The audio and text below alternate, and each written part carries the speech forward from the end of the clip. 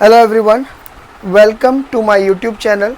और आज हम महाराष्ट्र स्टेट बोर्ड लेवल का 12th standard physics chapter number 1 जिसका नाम है रोटेशनल डायनामिक्स, उसमें आज हम 1.2.1 और इस टॉपिक का नाम है काइनेमैटिक्स ऑफ सर्कुलर मोशन। उससे पहले आइए इसके बैकग्राउंड को समझते हैं। सबसे पहले इस वर्ड को समझते हैं कि what do you mean by kinematics. Greek में काइन वर्ड का मतलब होता है क्या? To move. ठीक है, इसका मतलब समथिंग रिलेटेड टू मूवमेंट या मोशन। इसको और थोड़ा बैकग्राउंड इसका देखते हैं काइनेमैटिक वर्ड का। There are various branches in physics: biophysics, nuclear physics, thermodynamics, optics, electromagnetism और भी कई सारे इसमें फिज़िक्स में ब्रांचेस है। उसमें से फिज़िक्स का एक ब्रांच होता है जिसका नाम है मैकेनिक्स। ठीक है, अब मैकेनिक्स का मतलब क्या? तो याद रखिए, mechanics is a branch of a physics which deals with motion and forces, which deals with motion and forces. अब ये जो मैकेनिक्स होता है फिज़िक्स का ब्रांच, इसमें भी दो ब्रांचेस है। एक होता है स्टैटिक्स और दूसरा होता है काइनेटिक्स। अब स्टैटिक्स का मतलब क्या? स्टैटिक्स का मतलब होता है टू स्टॉप, या हम ये बोलेंगे विच इज़ नॉट मूविंग। अब स्टैटिक को कैसा डिफाइन करेंगे? Study of object which is at rest और एट इक्विलिब्रियम। लेकिन अभी थोड़ी देर पहले मैंने जब मैकेनिक्स का डेफिनेशन जब पढ़ा था तब मैंने आपको बोला था कि it is a branch of a physics which deals with motion. लेकिन यहाँ तो स्टैटिक का मतलब टू स्टॉप है, यानी कि रुका हुआ ऑब्जेक्ट की स्टडी। तो याद रखो, मैंने एक और चीज़ बोला था कि मोशन एंड फोर्सेस। तो कोई भी रुकी हुई चीज़ on the face of the earth, suppose this is a ground और अर्थ के ऊपर कोई ऑब्जेक्ट रखा है, it is not in motion. ठीक है, तो भी इसके ऊपर एक फोर्स एक्सर्ट हो रहा है and that is a force of gravity, यानी ग्रेविटेशनल फोर्स एक्सर्ट हो रहा है। तो फोर्स भी अगर एक्सर्ट हो रहा है तो भी उसको मैकेनिक्स में इंक्लूड करते हैं, और कोई चीज़ अगर मूव कर रही है तो भी उसको मैकेनिक्स में इंक्लूड करते हैं। इसीलिए स्टैटिक्स में रुकी हुई चीज़ों की भी स्टडी की जाती है। रुकी हुई मतलब क्या? Which is at rest.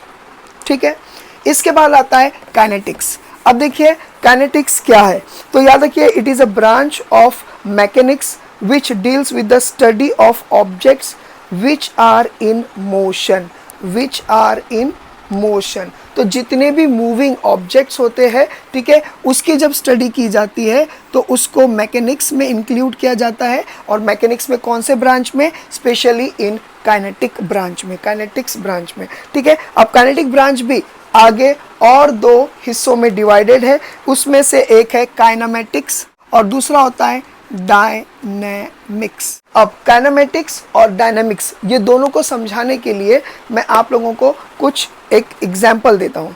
Suppose करो अगर कोई बॉडी मूव कर रही है तो याद रखिए, हम उस बॉडी के मोशन को दो तरीके से पढ़ सकते हैं, दो तरीके से उसकी स्टडी की जा सकती है।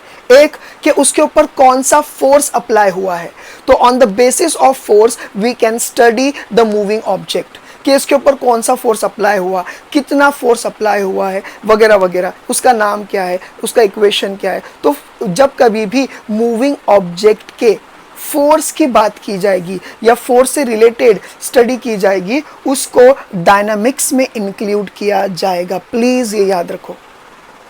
अब फोर्स लगने के बाद जो बॉडी मूव हुई, तो बॉडी कितने स्पीड में मूव हुई, कितने, अगर सर्कुलर मोशन है तो कितने एंगल पे मूव हुई, कितने दूर जाकर रुकी, वगैरह वगैरह, जो भी उससे रिलेटेड इंफॉर्मेशन है, तो वो आता है किस में? वो आता है काइनेमैटिक्स में। इन शॉर्ट, यहाँ पर फोर्स को एक्सक्लूड किया जाएगा whenever you are studying about any object which is in motion but you are not studying about force. तो याद रखिए, इन शॉर्ट काइनेमैटिक्स में फोर्स को इंक्लूड नहीं किया जाएगा। ठीक है, और डायनेमिक्स में फोर्स को इंक्लूड किया जाएगा। ठीक है, तो याद रखिए, what is kinematics? Kinematics describe the motion without its cause, और वो कॉज, कोई भी मोशन का कॉज क्या होता है, वो होता है फोर्स। तो इसमें फोर्स की स्टडी नहीं की जाएगी, काइनेमेटिक्स में फोर्स की स्टडी नहीं की जाएगी। डायनामिक्स, डायनामिक्स में क्या होगा, describing the motion with the cause, यानी कि मोशन के पीछे क्या कॉज है, डेफिनेटली फोर्स होता है, तो उस फोर्स के बारे में भी डिटेल स्टडी होगी, उसे डायनामिक्स में हम इंक्लूड करेंगे। तो आइए अब हम पढ़ते हैं काइनेमेटिक्स ऑफ सर्कुलर मोशन। अब काइनेमेटिक्स ऑफ सर्कुलर मोशन को शुरू करने से पहले कुछ बेसिक नॉलेज या बेसिक इंफॉर्मेशन से डील करते हैं। जैसे कि हम 3 चीज़ के बारे में पढ़ेंगे। एक होता है डिस्प्लेसमेंट, दूसरा होता है वेलोसिटी, और तीसरा होता है एक्सेलरेशन। ये 3 क्वांटिटीज के बारे में हम पढ़ेंगे। सबसे पहले late us start with displacement. अभी देखिए, डिस्प्लेसमेंट को समझने के लिए मैं आप लोगों को एक एग्जांपल देता हूँ। सपोज करो यहाँ पर एक क्रिकेट ग्राउंड है, ठीक है, और एक लड़का यहाँ कहीं रहता है। अब इसे क्रिकेट ग्राउंड पे पहुँचना है to play a cricket. Definitely cricket अकेला नहीं खेला जाता है, 11 प्लेयर्स लगते हैं। तो सपोज करो ये गया इस रास्ते से और यहाँ पर से उसके अपने दोस्त को लिया, फिर वहाँ से गया दूसरे रास्ते, वहाँ से दूसरे दोस्त को लिया, फिर वहाँ से इन लोग गए एक और तीसरे दोस्त के घर उसको लिए, वहाँ से आते आते एक और दोस्त को लिए। ऐसा करते करते इन लोगों ने बहुत सारे रास्ते तय किए, और कम से कम देखिए, ये खुद एक, फिर ये 2 3 4 5 6 प्लेयर्स एक साथ आ गए। सपोज करो बाकी की प्लेयर और बाकी की टीम यहाँ पर पहले से मौजूद थी, ठीक है। तो ये सब मिलकर अब क्रिकेट खेलेंगे, ठीक है। अब ज़रा ध्यान से सुनिए, ये जो लड़का है ए, इसने जो रास्ता तय किया, ये जो रास्ता तय किया ग्राउंड पे पहुंचने का, जो रास्ता तय किया उसे कहेंगे डिस्टेंस। तो what is a distance? The actual path followed by an object to reach at its final point. I repeat, the actual path followed by an object, ये इंसान को ऑब्जेक्ट कंसिडर करते हैं। The actual path followed by an object to reach at its final destination या final spot is known as distance, ठीक है। तो फिर डिस्प्लेसमेंट क्या है? एकदम सिंपल, द शॉर्टेस्ट डिस्टेंस या the shortest path followed by an object to reach at its final spot या final destination is known as displacement. तो ये होता है डिस्प्लेसमेंट।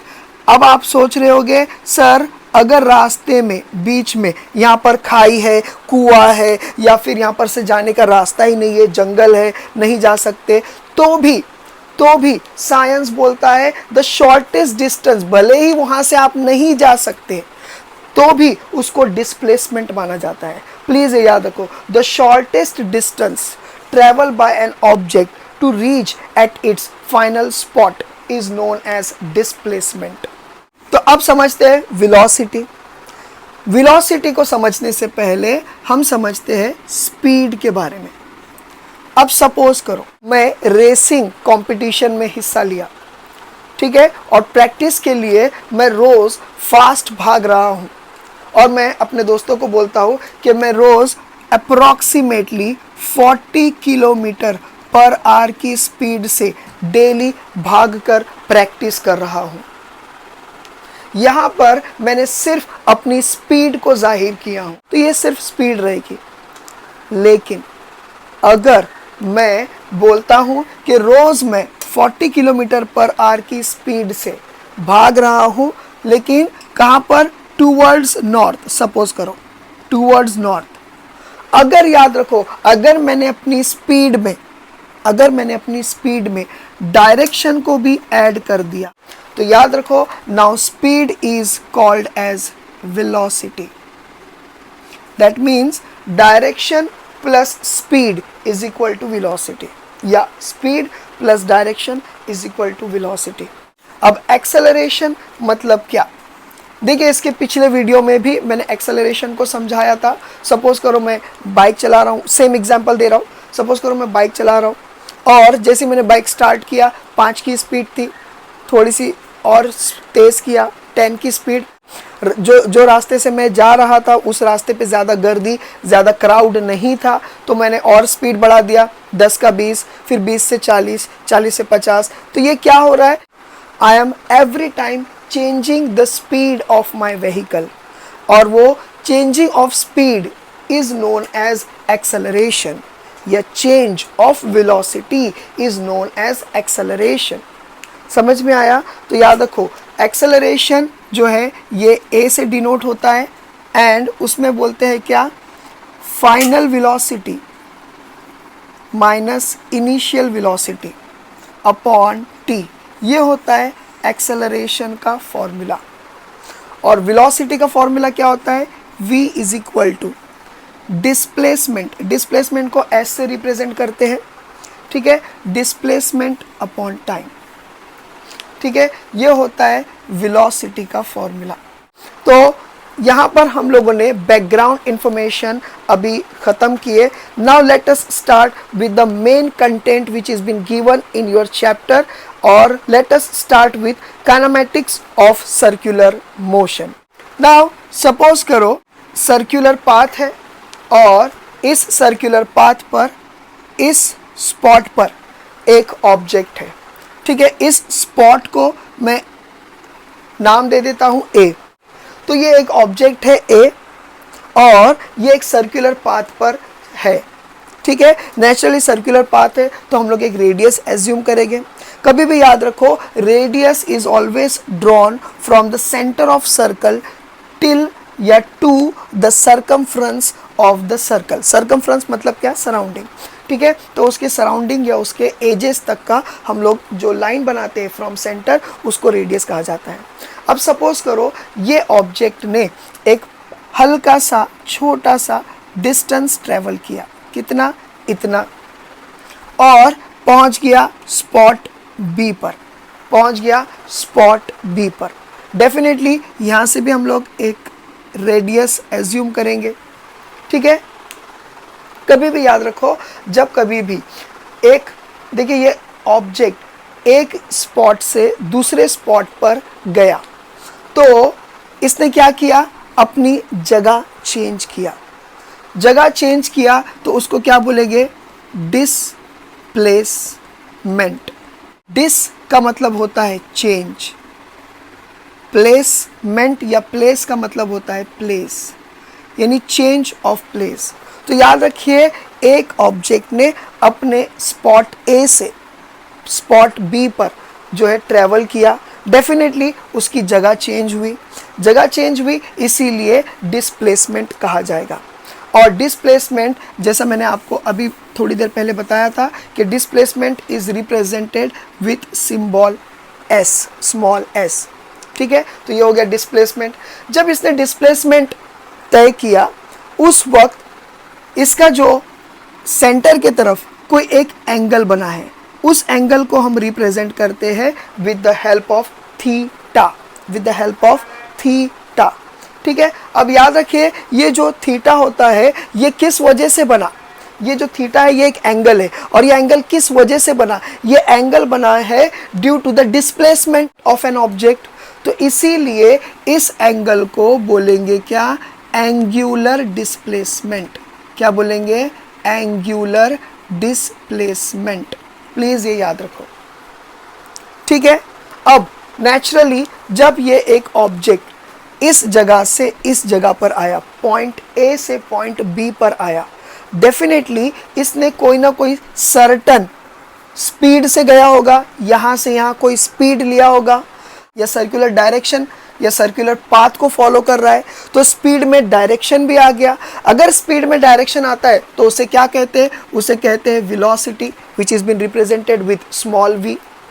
तो यहाँ पर भी एक वेलोसिटी क्रिएट हुई है, और ये वेलोसिटी को हम बोलेंगे, और देखो ये वेलोसिटी की वजह से एंगल भी क्रिएट हुआ, क्योंकि अगर ये वेलोसिटी नहीं मिलती तो इतना डिस्टेंस ट्रैवल नहीं होता, डिस्टेंस ट्रैवल नहीं होता तो एंगल नहीं बनता, इसीलिए इस वेलोसिटी को भी एंगुलर वेलोसिटी बोलेंगे and it is been represented. अब देखिए ये एंगुलर वेलोसिटी है, लीनियर वेलोसिटी नहीं है। लीनियर वेलोसिटी को स्मॉल v से रिप्रेजेंट किया जाता है, लेकिन एंगुलर वेलोसिटी को omega, it is looking like almost like a w, ठीक है, ओमेगा। तो ये हो जाता है क्या, एंगुलर वेलोसिटी का सिंबल। अब कभी भी याद रखिए, वेलोसिटी अगर चेंज होती है या डायरेक्शन ऑफ वेलोसिटी चेंज होता है, आई रिपीट, वेलोसिटी अगर चेंज होती है या डायरेक्शन ऑफ वेलोसिटी चेंज होता है, तब हम कहते हैं कि there is a production of acceleration. और एक्सेलरेशन कभी भी स्मॉल a से रिप्रेजेंट करते हैं इन लीनियर वेलोसिटी।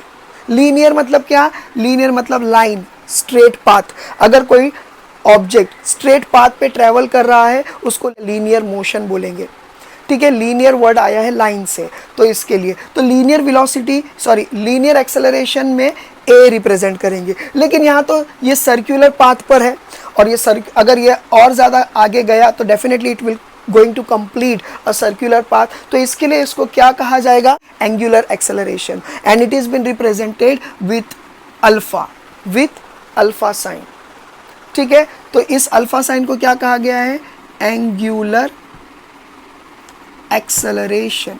तो ये हो जाते हैं तीन टर्मिनोलॉजीज। तो ये तीन जो है हम लोगों ने टर्मिनोलॉजीज पढ़े हैं जब एक ऑब्जेक्ट छोटा सा डिस्टेंस ट्रेवल करता है ऑन अ सर्कुलर पाथ, वो एक एंगल बनाता है, उस एंगल का नाम है एंगुलर डिस्प्लेसमेंट। उसको रिप्रेजेंट किस सिंबल से करते हैं, थीटा से। उसके बाद नेचुरली जब ये ऑब्जेक्ट यहाँ से यहाँ ट्रैवल किया है, देयर इज़ अ वेलोसिटी है, तो उसका नाम क्या रहेगा, एंगुलर वेलोसिटी, और उसका सिंबल क्या रहेगा, ओमेगा। उसको क्या बोलते हैं, ओमेगा। इसके बाद डेफिनेटली यहाँ पर change in the direction of velocity है।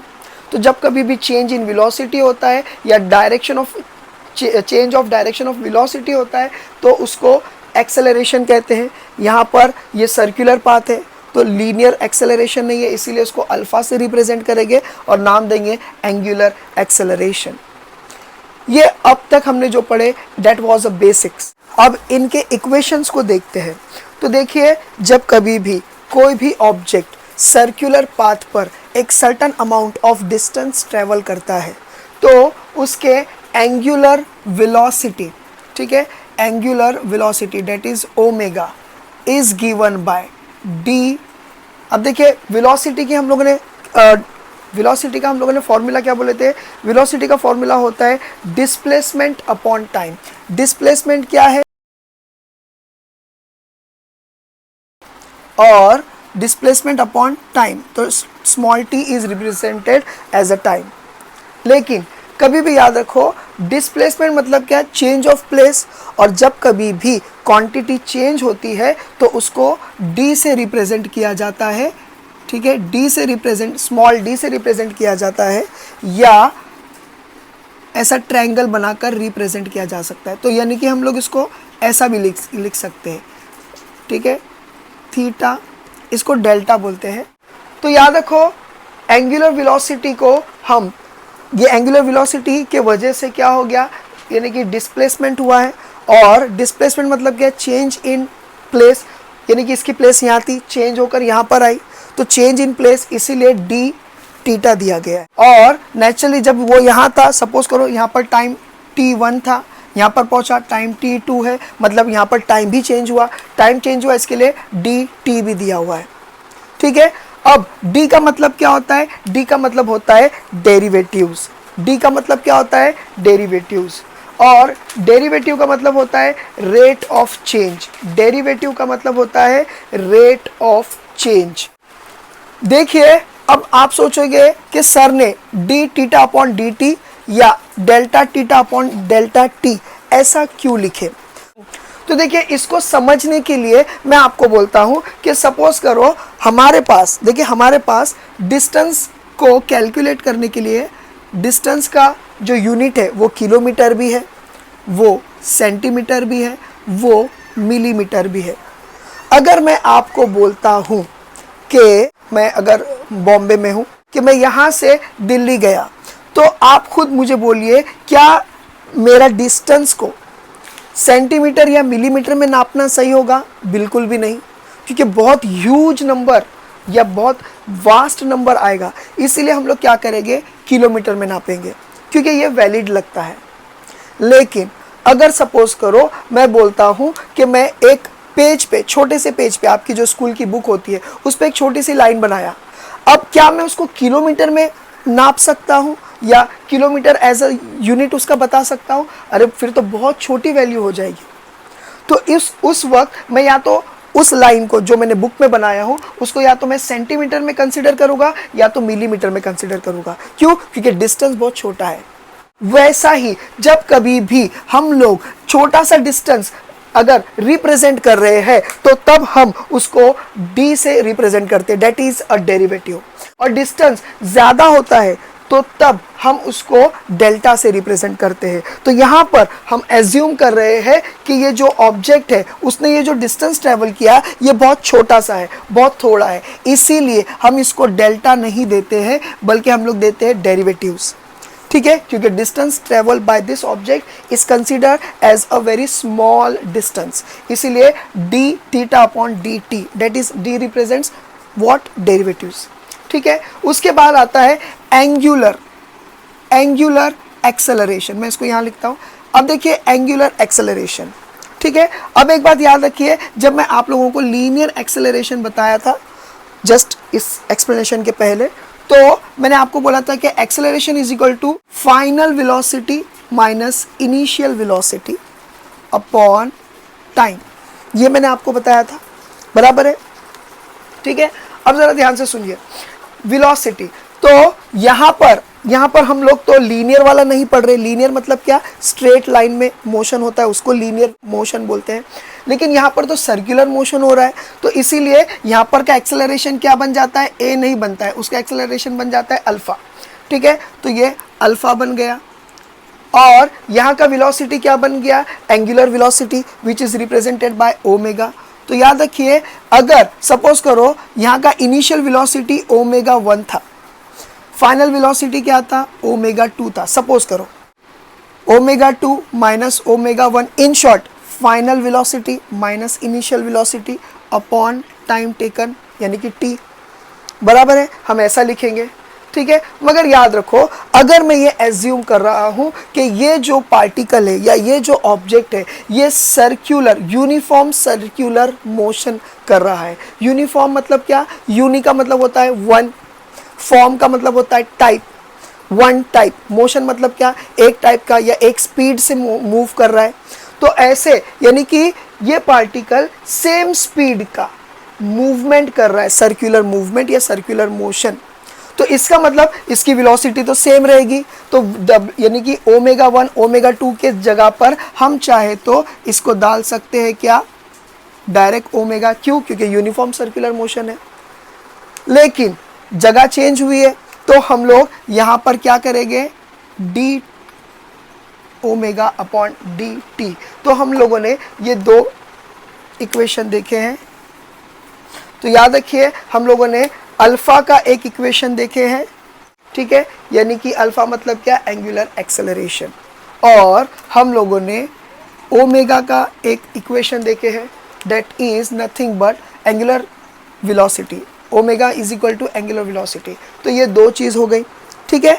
अब एक और चीज़ मैं आप लोगों को बता देना चाहता हूँ कि ऐसा कंसीडर किया जा रहा है, ठीक है, ऐसा कंसीडर किया जा रहा है कि ये जो डिस्टेंस है ये बहुत थोड़ा है।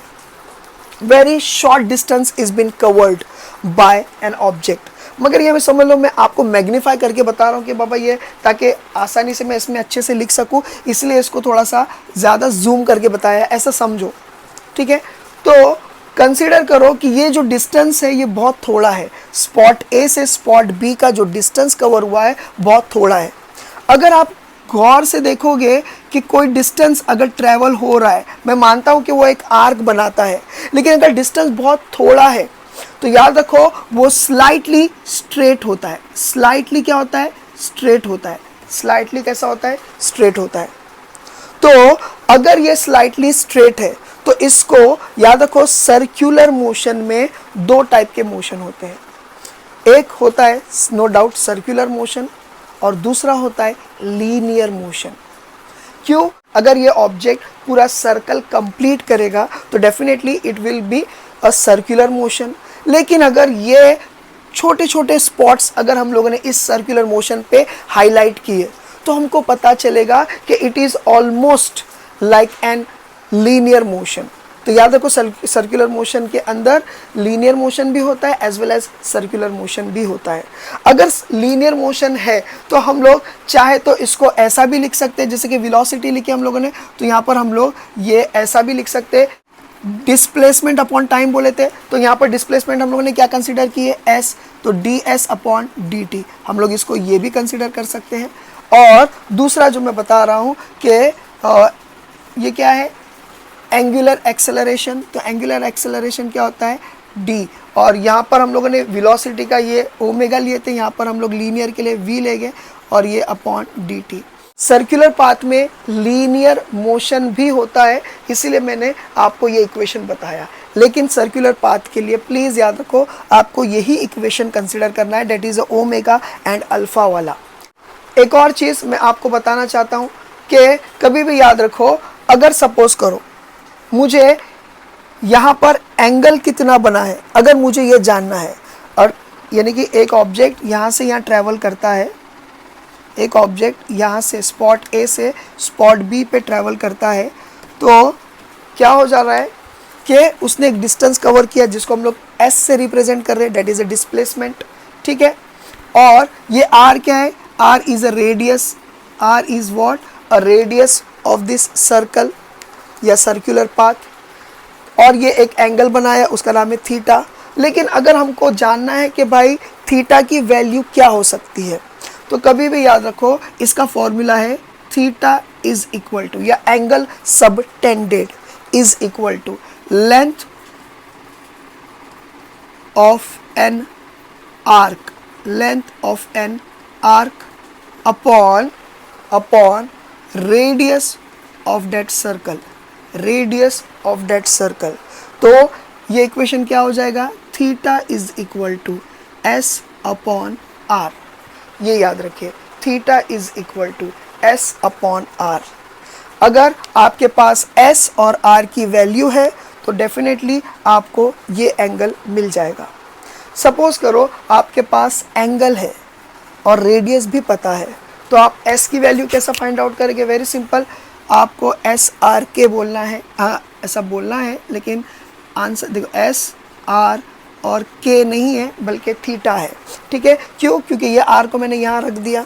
तो आप दोनों में से कोई भी इक्वेशन ले सकते हो डिपेंडिंग अपॉन योर नीड। अगर आपको थीटा फाइंड आउट करना है तो एस अपॉन आर आ जाएगा, और अगर आपको एस फाइंड आउट करना है तो आर इंटू थीटा आ जाएगा, ठीक है। तो ये सारी बातें आप लोगों को इसमें बताना था। और अब आगे बढ़ते हैं, तो ये पार्ट ख़त्म हुआ। अब देखिए आपके टेक्स्ट बुक में एक ऐसा इक्वेशन दिया हुआ है, ठीक है। अगर आप गौर करोगे इनके ऊपर लाइंस बनी हुई है, लाइन बनी है वो तो आपको पता है कि 11 से पढ़े होगे आपने। That means they have represented this equation in a vector form, ठीक है। अब यहाँ पर v क्या है, ये v है वेलोसिटी, जो लीनियर वेलोसिटी होती है। ये क्या है, एंगुलर वेलोसिटी। और ये क्या है, r, r means what, radius, ठीक है। तो याद है मैंने आप लोगों को बोला था कि अगर सर्कुलर पाथ पर कोई भी ऑब्जेक्ट अगर छोटा सा डिस्टेंस कवर करता है तो वो स्लाइटली ही सही, लेकिन वो लीनियर पाथ भी फॉलो कर रहा है या लीनियर मोशन भी फॉलो कर रहा है। तो इसीलिए लीनियर वेलोसिटी भी आई है, एंगुलर वेलोसिटी भी आई है, तो हमको, और रेडियस तो है ही, तो हमको ये इक्वेशन को प्रूव करना है, ठीक है, या डिराइव करना है। तो क्वेश्चन क्या क्या आ सकता है इस इक्वेशन को लेकर, क्वेश्चन क्या क्या आ सकता है, तो ये आ सकता है कि give relation between angular velocity and linear velocity. एक क्वेश्चन ये पूछा जा सकता है, ठीक है।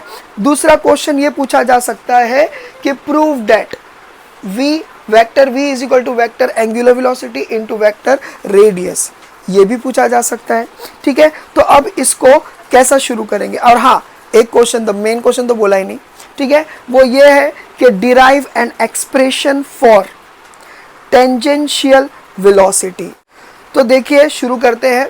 अब सबसे पहला हम लोगों को जानना है कि भाई टेंजेंशियल वेलोसिटी, ठीक है, इसको जानना है। देखिए टेंजेंट, टेंजेंट वर्ड का मतलब होता है टू टच। अब आपको पता है ज्योमेट्री में कई बार आपने टेंजेंट बनाए होंगे, तो याद रखिए सर्कल के सरकमफ्रेंस को टच करते हुए, यहाँ पर टच हुई नहीं है लेकिन आप समझिए कि सर्कल के सरकमफ्रेंस को टच करते हुए जो स्ट्रेट लाइन जाती है, देखो ये टच होकर गई है, उसे टेंजेंट कहते हैं।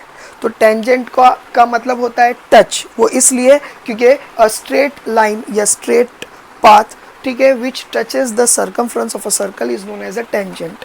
वेलोसिटी तो आपको पता है, यानी कि speed along with direction is known as a velocity.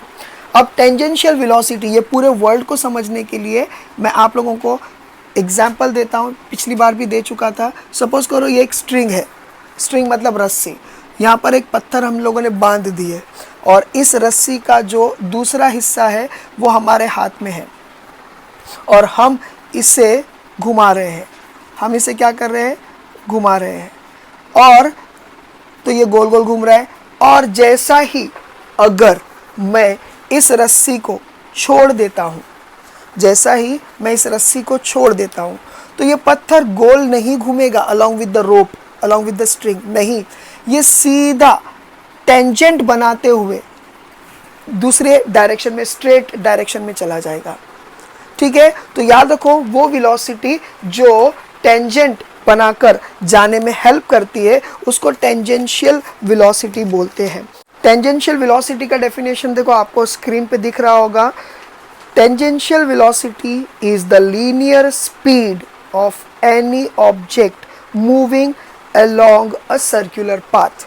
ठीक है, तो ये सर्कुलर पाथ पर ये होती है, ठीक है, कहाँ पर, उसके एजेस पर या सरकमफ्रेंस पे।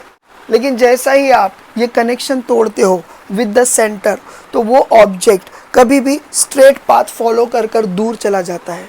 ठीक है, तो उसको along with the tangential velocity. Tangential यानी ये वो वेलोसिटी है जो ऑब्जेक्ट को टेंजेंट बनाते हुए उस सर्कुलर पाथ को छोड़कर जाने में हेल्प करता है, वो है टेंजेंशियल वेलोसिटी। अब टेंजेंशियल वेलोसिटी का हमको डेरिवेशन देखना है। अब देखिए टेंजेंशियल वेलोसिटी की बात हुई है तो definitely we will be starting the equation with angular velocity.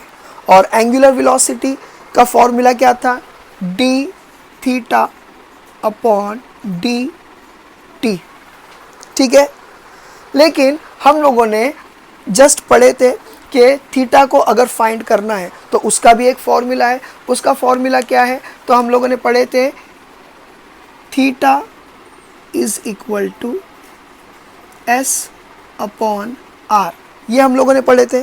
ठीक है, तो हमको नेक्स्ट क्या लिखना है, substituting the value of theta, ठीक है, that is S upon R in equation 1, इसको इक्वेशन 1 कंसिडर कर दिए। ठीक है, तो ये हो जाता है। तो थीटा की वैल्यू एस अपॉन आर ये हम लोग इसमें डालेंगे, तो देखो क्या हो जाएगा ये equation, omega is equal to D upon D T into S upon R. मैंने जानबूझ के इसको अलग लिया हूँ, चाहे तो मैं इसको ऐसा भी लिख सकता हूँ, D S upon D T into 1 upon R. अब ये ले लिया। अगर आप देखोगे D S upon D T, what is S, S is the displacement and what is the T, T is a time. D S upon D T ये क्या हो जाता है, लीनियर वेलोसिटी। तो but we know that v is equal to D S upon D T. ठीक है, तो हम क्या करेंगे, यहाँ पर ये वैल्यू क्या हो जाएगा, ओमेगा इज इक्वल टू, देखो D S upon D T की जगह पे मैं क्या डाल रहा हूँ, v डाल रहा हूँ। ठीक है, इंटू 1 अपॉन आर, लेकिन मैं चाहे तो इसको ऐसा भी लिख सकता हूँ। ठीक है, अब इसके बाद क्या करेंगे, डेफिनेटली आई विल शिफ्ट। तो ये फाइनली ये बना क्या, ये बना omega is equal to V upon R. Actually ये ऐसा बना, यहाँ पर थोड़ा कॉम्प्लिकेटेड लग रहा था इसीलिए मैंने उसको डायरेक्टली यहाँ लिख दिया। ठीक है, अब क्या कर सकते हैं, ये आर को हम ये साइड शिफ्ट कर सकते हैं, तो क्या बन जाएगा omega into R is equal to V and hence proved. तो ये हो गया। अब देखिए यहाँ पर वेक्टर फॉर्म में था, बस आप भी वेक्टर फॉर्म के लिए ऊपर ऐसा लाइन बना दीजिए, दैट्स इट। तो यहाँ पर ये टेंजेंशियल वेलोसिटी का जो डेरिवेशन है वो हम लोगों ने जस्ट डिराइव कर दिया।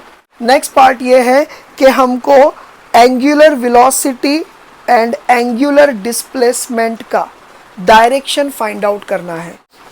देखिए अब कोई ऑब्जेक्ट है जो सर्कुलर मोशन परफॉर्म कर रहा है। अब नेचुरली जब वो सर्कुलर मोशन परफॉर्म कर रहा है तो दो तरीके का सर्कुलर मोशन कर सकता है, या तो वो क्लॉकवाइज करेगा सर्कुलर मोशन, या तो फिर वो एंटी क्लॉकवाइज करेगा सर्कुलर मोशन। ठीक है, अब याद रखो ये जो परफॉर्म कर रहा है ये है एंटी क्लॉकवाइज। ये क्या परफॉर्म कर रहा है, एंटी क्लॉकवाइज परफॉर्म कर रहा है।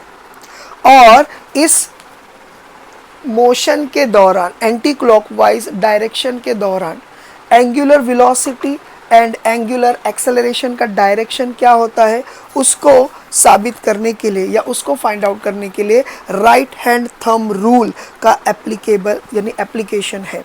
देखिए राइट हैंड थंब रूल आपके स्क्रीन पर दिख रहा होगा। इसमें लिखा है if a particle is moving in a circle of radius R with speed v, then to find the direction of angular velocity using right hand thumb rule, curl the finger of your right hand in the direction of rotation of a particle, then the direction of thumb will give direction of angular velocity or angular displacement of a particle. तो ये हम लोगों ने definition देखे, अब इसको practically समझते हैं। देखिए अब ये क्या है, एंटी क्लॉकवाइज, एसी मैंने शॉर्टकट में लिखा हूँ एज अ एंटी क्लॉकवाइज। तो अगर कोई पार्टिकल एंटी क्लॉकवाइज मैनर में ऐसा घूम रहा है तो राइट हैंड थंब रूल के हिसाब से हमको क्या करना है, ये देखिए ये हमारी कर्ल फिंगर या रोलिंग फिंगर है।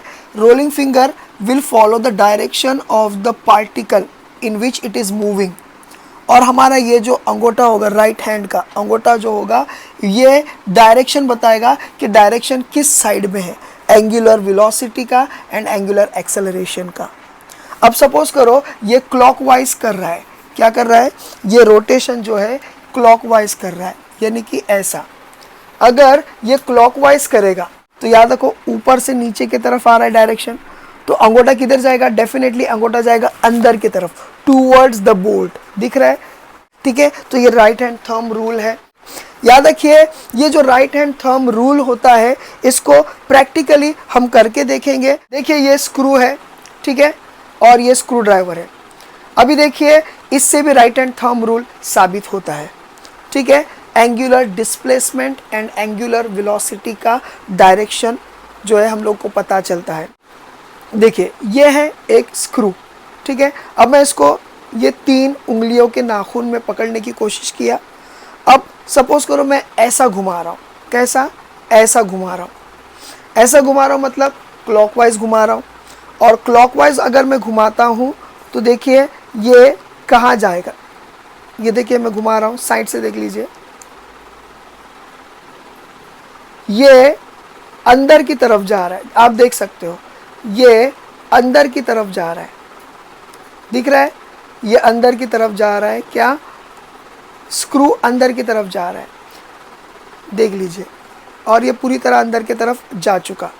ठीक है, तो याद रखिए मेरा डायरेक्शन ऐसा था, तो अंगूठा भी अंदर जा रहा है, तो याद रखिए ये भी अंदर जा रहा है। तो इसका मतलब जब कभी भी कोई भी पार्टिकल सर्कुलर मोशन या सर्कुलर पाथ परफॉर्म करता है उसके एंगुलर एक्सेलरेशन और एंगुलर वेलोसिटी का डायरेक्शन कभी भी इनवर्ड रहेगा अगर वो क्लॉकवाइज है तो।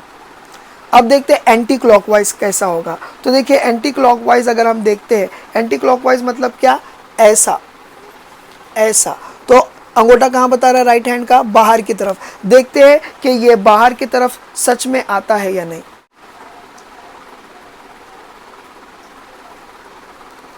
आप देख सकते हो कि ये बाहर की तरफ आ रहा है।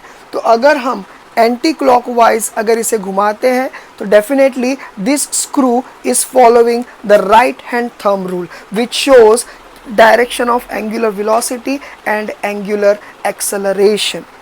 अब देखिए आपके एग्जाम्स में ये क्वेश्चन पूछा जा सकता है कि what is a relation of frequency with time, या फिर ऐसा पूछा जा सकता है कि derive an expression which shows the relation of frequency with time in a circular motion। उससे पहले आपको दो चीज़ समझनी होगी, एक है फ्रीक्वेंसी और दूसरा है टाइम t, कैपिटल T। ये दो चीज़ समझनी होगी। अब फ्रीक्वेंसी मतलब क्या? फ्रीक्वेंसी मतलब कोई भी चीज़ पर्टिकुलर टाइम ऑफ इंटरवल के बाद कितनी बार वही जगह पर आ रही है। मिसाल के तौर पे अगर आप किसी रेलवे स्टेशन पे जाते हो या बस स्टैंड पे जाते हो तो आप क्या पूछोगे कि भाई ये ट्रेन कितने देर में आती है यहाँ पर? तो कोई भी जो वहाँ जानकार आदमी है वो क्या बोलेगा? हर 15 मिनट में यहाँ पर ये बस आती है, सो एंड सो बस आती है। इसका मतलब उस बस की फ्रीक्वेंसी उस बस स्टॉप के लिए 15 मिनट्स है, यानी हर 15 मिनट पे एक पर्टिकुलर एरिया में जाने वाली बस हर 15 मिनट पे आ रही है। तो 15 minutes is a frequency of that बस। तो फ्रीक्वेंसी को हम अगर सर्क्यूलर मोशन के हिसाब से अगर देखेंगे तो याद रखो object is over here eight point A. Frequency क्या रहेगा कि इस पॉइंट जहाँ से ये शुरू हो रहा है, ऑब्जेक्ट का ट्रैवलिंग शुरू हो रहा है, ये पॉइंट से शुरू होकर वापस इसी पॉइंट पर 1 सेकंड में वो कितनी बार आएगा। अब देखिए फ्रीक्वेंसी का डेफिनेशन आपके स्क्रीन पे दिखाई दे रहा होगा, ठीक है। Number of revolutions performed by the particle in unit time और in 1 second is called as frequency. तो याद रखिए ये definition was related to circular motion, ठीक है। यानी कि 1 सेकंड में कोई भी, यानी कि ये ऑब्जेक्ट इस पॉइंट से, पॉइंट ए से शुरू होकर वापस पॉइंट ए पर आया, ठीक है। 1 सेकंड में कितनी बार आया वो उसकी फ्रीक्वेंसी रहेगी। अब आता है टाइम टी। अब देखिए अगर सपोज करो ये ऑब्जेक्ट छोटा छोटा डिस्टेंस ट्रेवल कर रहा है तो हम उसको नाम दे सकते हैं T1, T2, T3। ये ऐसा हम लोग टाइम का, यानी कि ये टाइम हम लोग दे सकते हैं। लेकिन अगर यही पार्टिकल ने या यही ऑब्जेक्ट ने स्टार्टिंग पॉइंट से अपनी जर्नी शुरू किया और एक रिवॉल्यूशन कंप्लीट किया, then that time which the particle has taken to complete 1 revolution will be represented with the capital T. तो याद रखो 1 रिवॉल्यूशन का जो टाइम होता है वो कैपिटल टी से रिप्रेजेंट होता है और ये जो छोटे छोटे डिस्टेंस का टाइम होता है वो स्मॉल टी से रिप्रेजेंट होता है। तो हमको यही करना है, हमको फ्रीक्वेंसी एन का रिलेशन टाइम टी के साथ, कौन सा टी? कैपिटल टी के साथ हमको रिप्रेजेंट करना है एक डेरिवेशन के ज़रिए से, ठीक है। अभी इससे पहले हम एक चीज़ समझते हैं, ठीक है। आपको एक एग्जाम्पल देता हूँ ताकि आपको चीज़ और अच्छे से समझ में आए। सपोज करो 10 पेन है और वो ख़रीदा जब मैंने तो मुझे 20 रुपया पे करना पड़ा, ठीक है। एंड मुझे जानना है कि भाई एक पेन की कॉस्ट क्या थी। तो हम क्या करते हैं? Definitely we will do this 20/10। तो हम क्या करेंगे? इसको कट, इसको कट, इसका मतलब 2 रुपीज़ का एक पेन है। That means 1 pen will cost you 2 rupees. ये आपका आंसर है, बराबर है, ठीक है। अगर ये इक्वेशन आपको समझा होगा तो डेफिनेटली आगे का इक्वेशन आपको आसानी से समझ सकता है। सपोज करो टाइम t इन सेकेंड्स, ठीक है।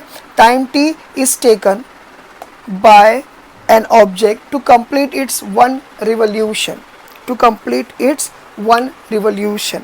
तो एक सेकंड में कितने रिवॉल्यूशन हो गए हमको ये फाइंड करना है। तो हम क्या करेंगे, definitely we will be doing 1/t is equal to n। देखिए 1/t को सॉल्व करना पड़ेगा, तो जो आंसर आएगा वो होगा number of revolution in 1 second.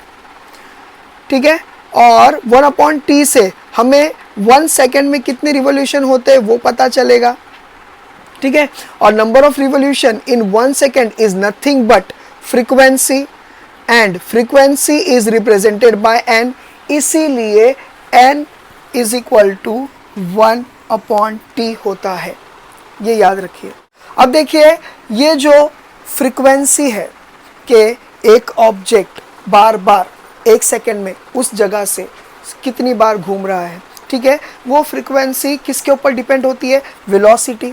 तो यहाँ पर हम एंगुलर वेलोसिटी को भी इंक्लूड करेंगे, और एंगुलर वेलोसिटी हमारे पास क्या है, तो ये होता है क्या, एंगुलर वेलोसिटी का फॉर्मूला जो हम लोगों को पता है। अब देखिए what is this theta, theta is nothing but angle subtended by the object while performing circular motion. अगर सपोज करो उसने एक रिवॉल्यूशन कंप्लीट किया, तो अगर सपोज करो उसने एक रिवॉल्यूशन कंप्लीट किया, ये स्पॉट से शुरू किया और एक रिवॉल्यूशन कंप्लीट किया, तो उसने कितना एंगल बनाया, तो एंगल उसने बनाया 360 डिग्री।